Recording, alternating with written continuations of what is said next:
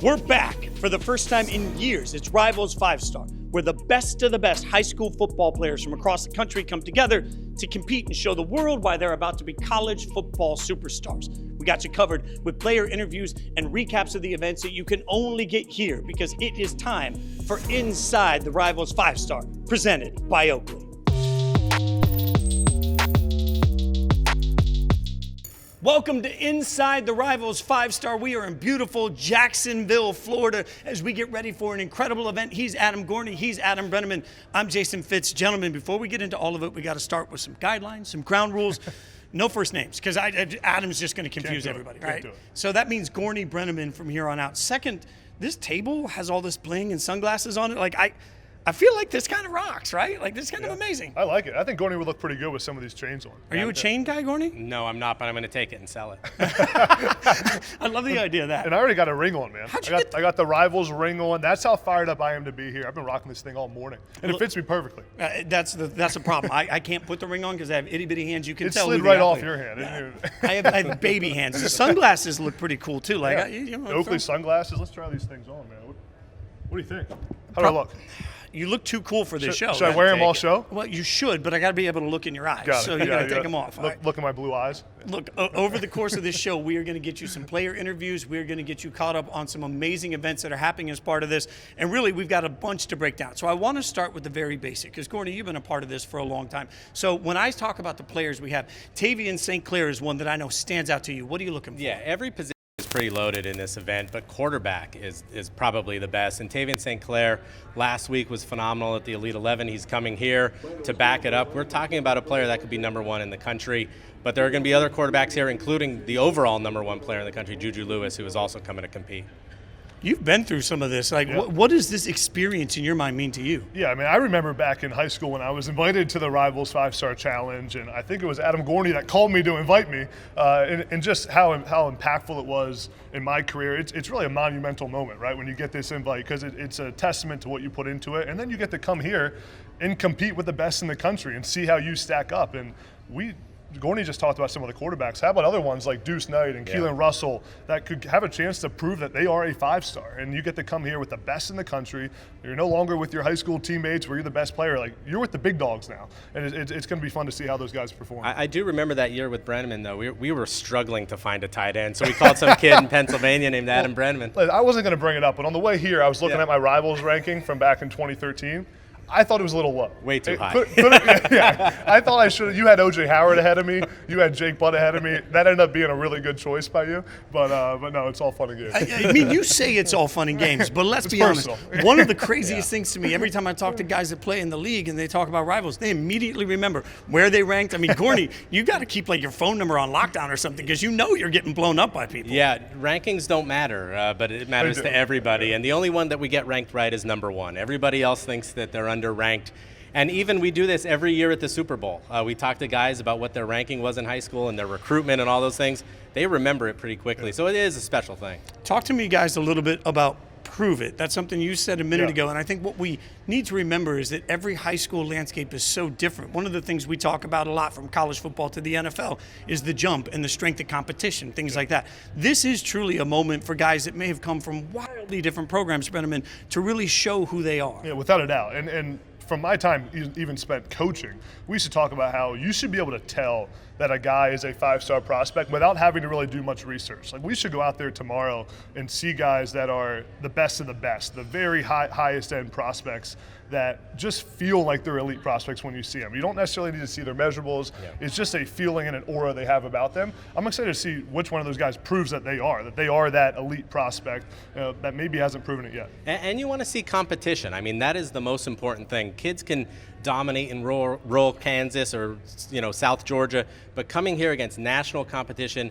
and really proving that they're the best players in the country. Which you have to think about what's next for a lot of these guys, right? Like, they're headed to the college world, and I think we can all acknowledge that college football has gotten less and less patient, right? So the ability to step in and compete and immediately make a difference. One of the things that I think is really amazing about this is that for anybody that's a college football fan right now, they're getting the opportunity to fall in love with somebody that's going to come to their program, but be expected, Gorney, to make an immediate impact where they go. Yeah, absolutely, and that is an important thing of making an immediate impact. 33% of these kids that walk through the door today will be in the transfer portal. That's just stats.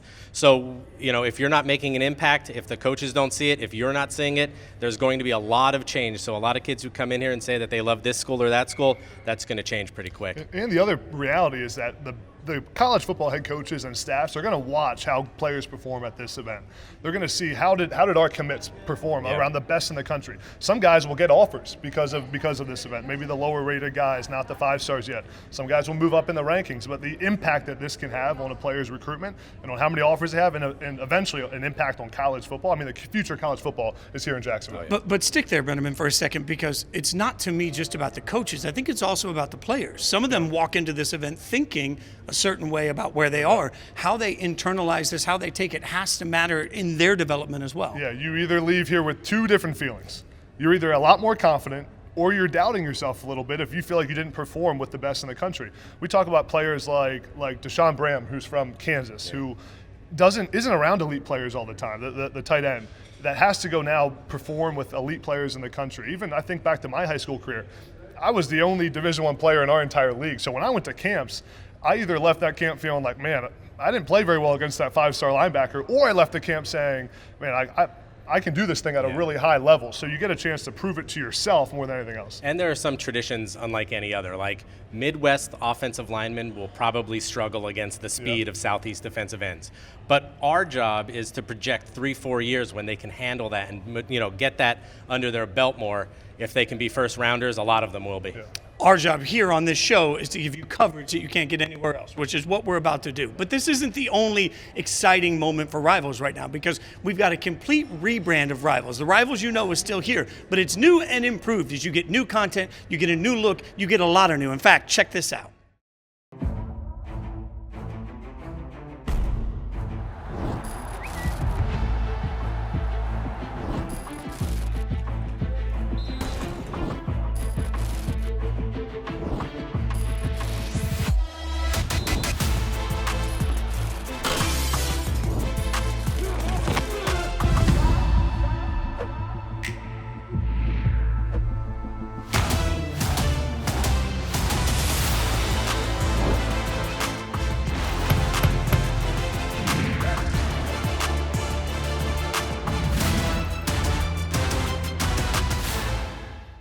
Welcome back to Inside the Rivals 5-Star, presented by Oakley. Adam Gorney, Jason Fitz. And we started this show by me asking Adam who he was particularly excited to see, Tavien St. Clair. What do you know, we have him now rocking the Oakleys. Looks good, dude. Yes, sir. Appreciate it. All right, so tell me what this experience means for you. At the end of the day, it's really just about the relationships you build, coming out here and competing with some of the best players in the country, and just seeing what everybody's got compared to what I have. So, rewarding. Tavien committed to Ohio State, and that's no surprise. You're from Ohio. Comp yourself for us. The history of quarterbacks there is very rich. I've compared you to Drake May. You're actually the same height and weight as him, and throw a fastball, that kind of stuff. Who do you kind of see yourself as? I'd mostly say I try and model my game after some of my favorite Ohio State quarterbacks like Justin Fields and C.J. Stroud, and really just try and mimic my game and find ways that I can adapt it and make it into my own type of style. And I think that's just been the main focus for me. And so C.J. Stroud and Justin Fields are the ones that I kind of try and mimic it after the most. Yeah. It's incredible to me, though, the way we consume college football particularly, right? Like, there's an immediate expectation from everybody. How do you learn to live in the moment right now that's so incredible in your life, but also get ready for what's coming next? Yeah, really just I think the biggest thing for me is just having a support system around me. They keep me grounded, keep me humble, and really just handle all the heavy stuff that can kind of take you, the enjoyment out of this process. And so I've had a great experience with the recruitment process. It's been fun. And it allows me to get out and do things like this and just enjoy it and really, put my name out there and on a national stage. And so it's been good. I know your answer to this because you're not going to want to run extra laps, but is it ridiculous that Ryan Day gets criticism for not beating Michigan? But also, how badly do you want to beat Michigan when you get there? For me, that's like the number one goal I have. I don't care when I see the field. I don't care. Like, I just want to get on the field when it's versus a team up north. And just because, like, being from Ohio, growing up a huge diehard fan, just knowing that rivalry means so much just outside of football, but like in your way of life. And for me, it's just a way of life, like I said. And, I'm going to do anything and everything in my will to get it done. Have you started yet to get acclimated with that process? Like, are you meeting people in the program to sort of figure out how to become part of that team quickly? Definitely. For my official visit, I'd already been at Ohio State so many times. I live like 50 minutes down the road, so I'm there constantly. And so I have a good relationship with the players and coaches right now. And for my official visit last weekend, it was really just nice to, get to just hang out and not have to talk football and just figure out how they live life and what their goals and aspirations are as coaches and as players. And I'm really getting acclimated to the team and really getting used to the way of life at Ohio State. For quarterbacks, it could be especially difficult, the recruiting process, but especially now in the transfer portal era. Ohio State took Tavien St last year. How do you kind of go through the process knowing that things can change so quickly, whether it's not only head coach, but offensive coordinator and now portal where quarterbacks are moving all around?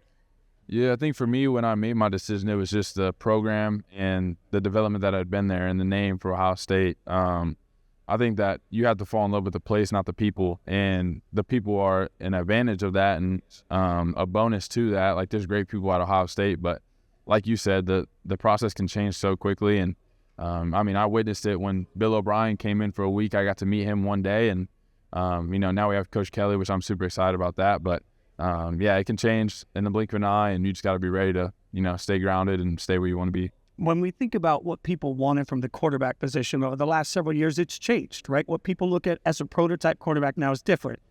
As the game moves forward, how does what you do play into moving forward? Yeah, really just, adapting to how the game is flowing. I think I utilize the kind of modern era football side, but also just the toughness and gritty type of mentality that the, players back in the day had. And that's really just big for me. I feel like Ohio's kind of blue chip, and that's how Ohio State plays, and that's how Ohio football played. So, Tavien, we're in a town where a guy just signed, I believe, a $250 million extension, Trevor Lawrence. NIL is an impactful part of the game. How do you figure through that in your own recruitment, and how does that impact your decision versus I'm going to chase the money or I'm going to do what's best for me? Yeah, really for me, it wasn't about the money. I know that down the road, my name can create value, and you won't create value for yourself until you're on the field making plays. It's just how it is in NIL. And at Ohio State, I feel like they're going to give me the best chance to propel me into the league where I want to be. And the money side of it will come, but you just got to sort through that stuff. There's some sketchy stuff that can go on if you allow it to, but for me, it was just sorting it all out. So. And the question is, when somebody screams OH, do you have to scream IO back for the rest of your life? Is that just part of being from Ohio? Yeah, pretty much. That's standard. So. Yeah. Here's what I know. You're just getting started, and we're just getting started here on Inside the Rivals 5-Star, presented by Oakley. No! Come on now! You gotta do better than that, baby.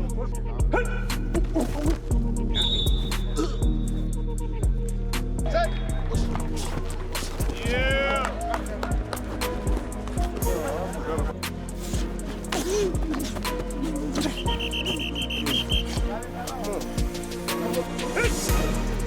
Good!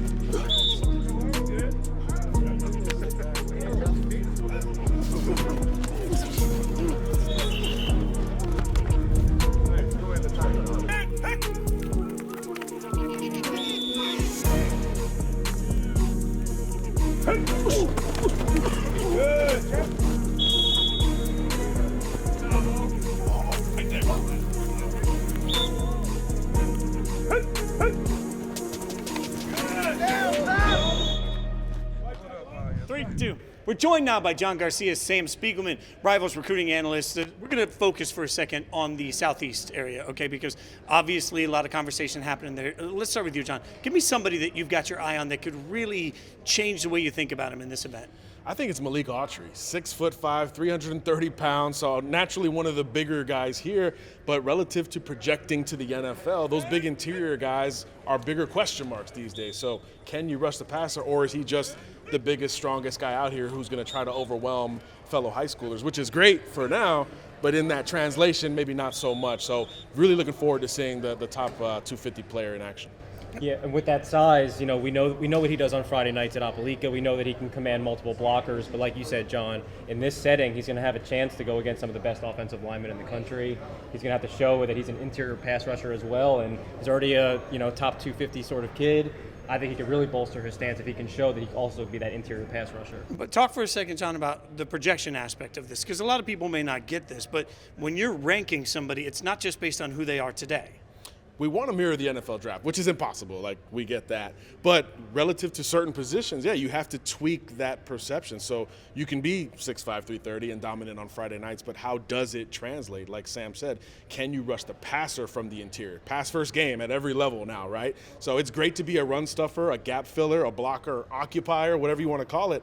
But can you get after the quarterback or push that pocket to the point where you're making it uncomfortable? And there's not a lot of guys at that size that check the box this early. There's not a lot of Chris Joneses walking around out there. Yeah, I mean, you can see that trickle-down effect from free agency and when we talk about who gets paid in the NFL. Okay, so let's talk about some of the guys, Sam, that we're really excited about. Who's somebody that's on your radar that you are juiced to see? Yeah, I'm super excited to see Harlem Berry in this setting. He's already the '1 running back in the country. But, haven't seen him in the offseason, in the 7-on-7 setting, in the camp setting. He's a dominant wide receiver. He's fast. He's sub 4.4, equally as quick. A fantastic pass catcher. I think in this setting, he's going to kind of dominate from the running back position. And then kind of what John is talking about, in the pass first game, you need a running back for 3 downs that's catching, running, and blocking. I think Harlem Berry fits the bill. John, give me somebody you're stoked for. I've got an eye on Notre Dame commitment, Dallas Golden. This is one of the fastest players on the track and field circuit, a guy who's a two-way player in high school but does no off-season football events. He was joking about it earlier today. This is his first non-padded football event, since the season ended. So that type of player we don't get to see against fellow elite wide receivers. We know he can run, we know he can play on offense and track the football, but how do you flip the hips? How is your leverage discipline in a setting like this where every other receiver is a 4- or 5-star guy? So Dallas Golden has a lot to gain out here. We started out by talking about a huge individual. Speaking of huge individuals, let's check out Adam Brenneman, who is hanging out with maybe the largest teenager you've ever seen in your life. Welcome back. I'm here with top offensive line prospect Immanuel Iheanacho, checking into the Rivals 5-Star Challenge. Immanuel, how are we doing, man? Doing great. Happy to be here. What are you looking forward to most about tomorrow 5-Star Challenge? Playing against the best players in the country and just getting better, obviously. I know I'm not where I want to be at, so I know there's some good guys and just seeing how they match up against me. I got to be honest, I'm not used to feeling small beside anybody, but I certainly feel small beside you. How have you, during your high school career so far, had the balance being the biggest guy around, but making sure that you keep that nimble athleticism that allows you to be an elite prospect? I would say, for me, generally just stretching, make sure, I feel like it's really big for, my flexibility and my bend. So I'd say that's what I try to do, as much as I can to help me with, my flexibility and stuff. So we were talking before we got started about our recruiting processes, and mine 10 years ago, a long time, and some of the surreal moments that you've had so far. Is there one surreal moment that you think about that you're like, man, this is everything I dreamed of my entire life? I would say I want to say getting my first offer back about a year ago from Marshall, and then getting recognized as a top recruit in the country on 0-3 in March. That was obviously, I didn't know how fast it was going to come. I knew it was going to happen, but it happened like this. My life changed just like that. With all the offers and attention you're getting right now, what are the things that you're looking for in a school when you're making your final decision, say, next year? Schools that I actually want to go back to, schools I'm actually having a good relationship with like I said, strength and conditioning coaches. That's really important to me. At top of the position coaches, and seeing how the players, when I go to the practice, see how they play, see how they their chemistry is amongst each other and with the coaches. I know one of your early offers was Penn State, where I played. How do you feel about the Nittany Lions and Coach Franklin? I love Penn State. I'm still keeping my options open, but those are one of my favorite schools. I just went up there. I want to say Friday and or Thursday, and they always show love. I'm always I talk to Coach Trine. I have a good relationship with Coach Trine, and I'm just continuing to build that. It's close, so that's one of my options. Who are some of the top head coaches, your favorite head coaches so far that you've been around that you feel like you have the best relationship with? I want to say Coach Franklin. I like Coach Smart, Coach DeBoer. Coach Lannon, and I want to say Coach Hupel from Tennessee. So College Football 25 is coming out. What would your ranking be in College Football 25? I want to give myself at least that 84, 85. I got to give some room for improvement. So, Speaking of improvement, what are the things you're working on this offseason that you want to improve in your game? my pass setting, being able to work on my counters a lot. I didn't do that too much during my high school season, so just working on it, that's not going to be an excuse. So I'm working on that, and being able to get faster, generally just getting faster. So what's next for you in your recruiting process? Is it upcoming visits? Are you trying to narrow things down soon? How are you kind of viewing the timeline? For me, I'm just, seeing who reaches out and then going on visits to see how that goes. And maybe, realistically, probably around the start of my school year, in August, I'll probably have an idea where I'll probably be cutting down schools. Awesome, man. Before we go, I want to get a little reach test. Can we see who's got the higher reach? I'm not that far off from you. Come on. Man, I appreciate your time, man. I'm excited to watch you ball out tomorrow, and good luck with it with your career. So thank you. I appreciate it.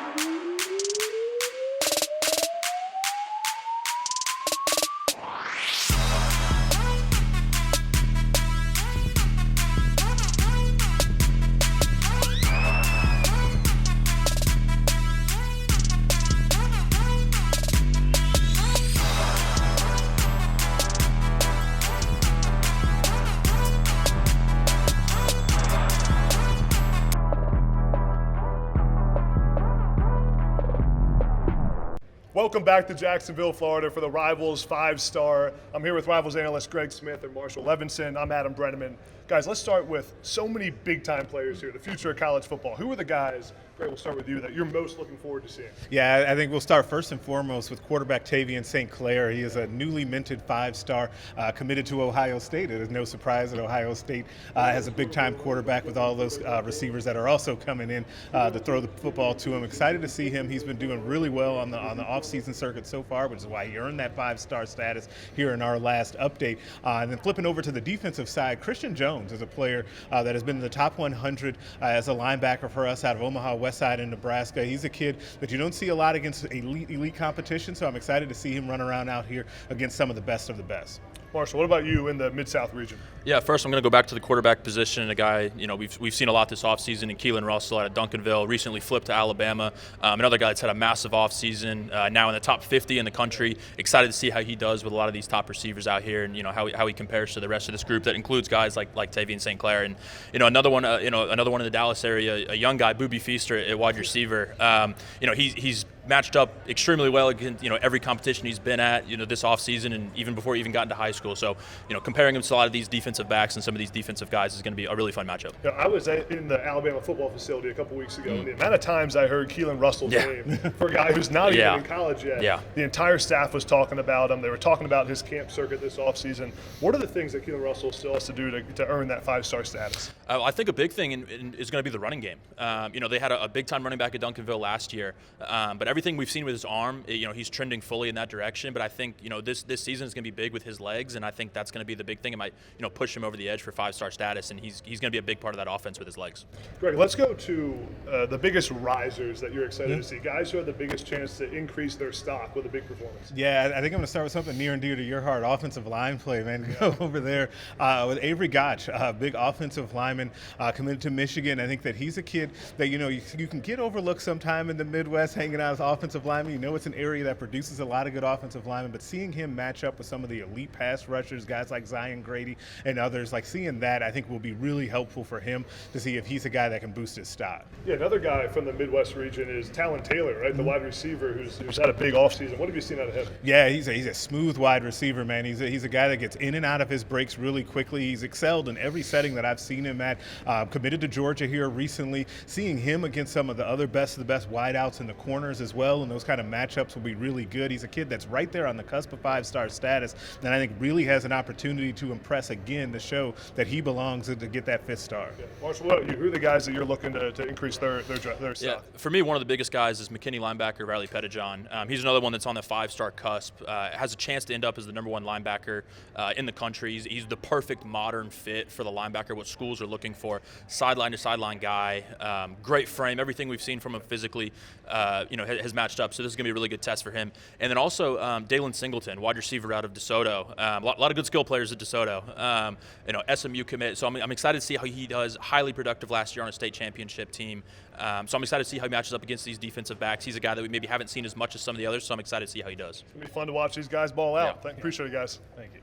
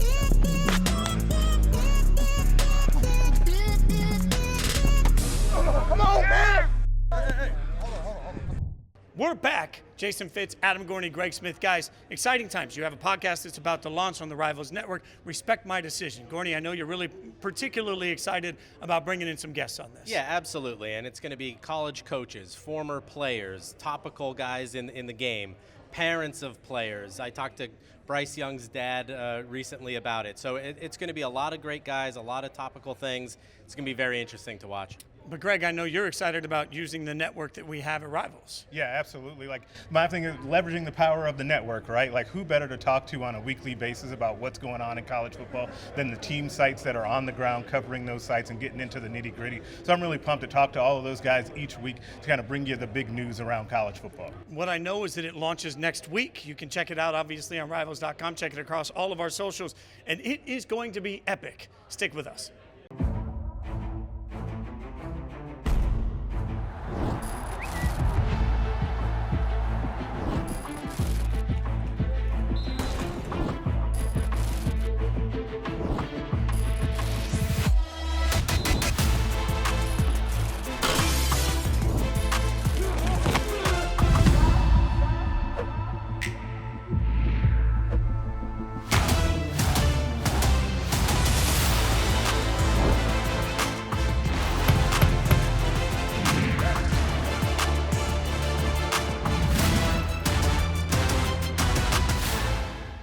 All right, let's welcome in Adam Friedman, Rivals National Rankings Director and Transfer Portal Analyst. First question, why are there so many Adams on this show?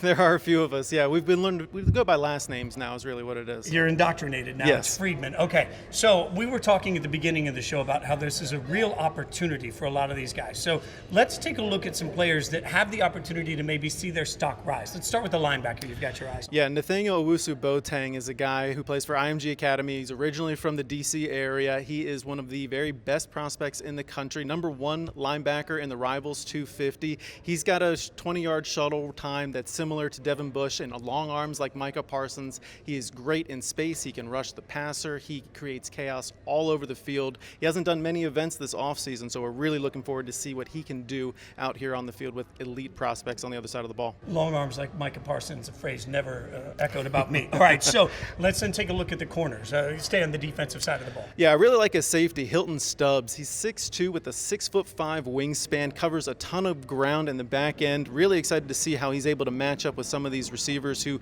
can present real matchup problems for guys like him. All right, so we got to give the offense a little bit of love. Let's take a look at the receiver position. Yeah, the guy who I've circled for a long time is Jamie French. He's one of the top-ranked receivers in the class, a top 30 prospect on the doorsteps of being a 5-star. He's got really good downfield speed, long arms, a really polished route runner, and just really excited to see him work against some of these really great DBs. On the doorstep just speaks to opportunity, which is such a cool part of this. Now, everybody's obsessed with quarterbacks, so give us some quarterbacks. I really like Keelan Russell right now, the new Alabama quarterback commit. He's a little bit like Jaden Daniels, a little bit thicker than him, though, which should be a good sign for him heading to the college level and in the SEC, where he's going to take some punishment. I like Deuce Knight as well, Notre Dame's quarterback commit.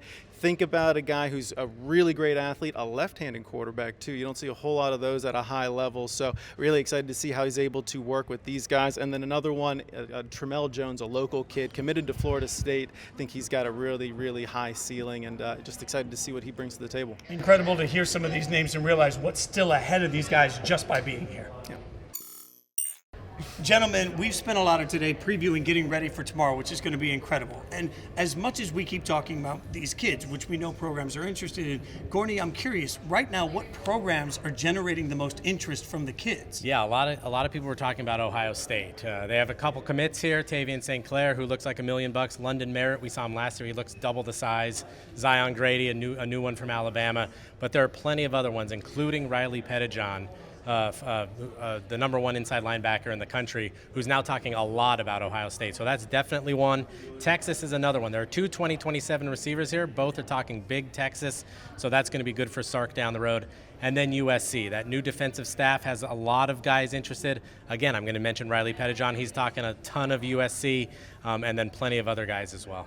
You make a great point, Gorney, there on USC and what Lincoln Riley did, revamping that entire defensive staff. I mean, getting rid of his longtime friend, Alex Grinch, defense coordinator, making two huge hires, and Coach Lynn and Eric Henderson lost a couple commits recently, but they've been dominating on the defensive side of the ball, which is good to see for USC. First time in a long time. I think for Texas, too.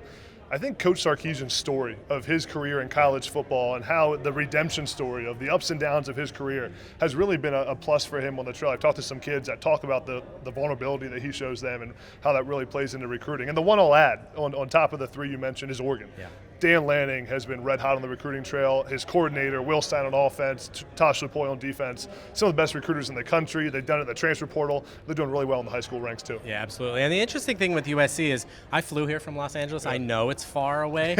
and those kids who decommitted recently are from the Southeast. But you can't stop coming down here and trying. Yeah. You have to go after the Justice Terrys of the world and the Isaiah Gibsons.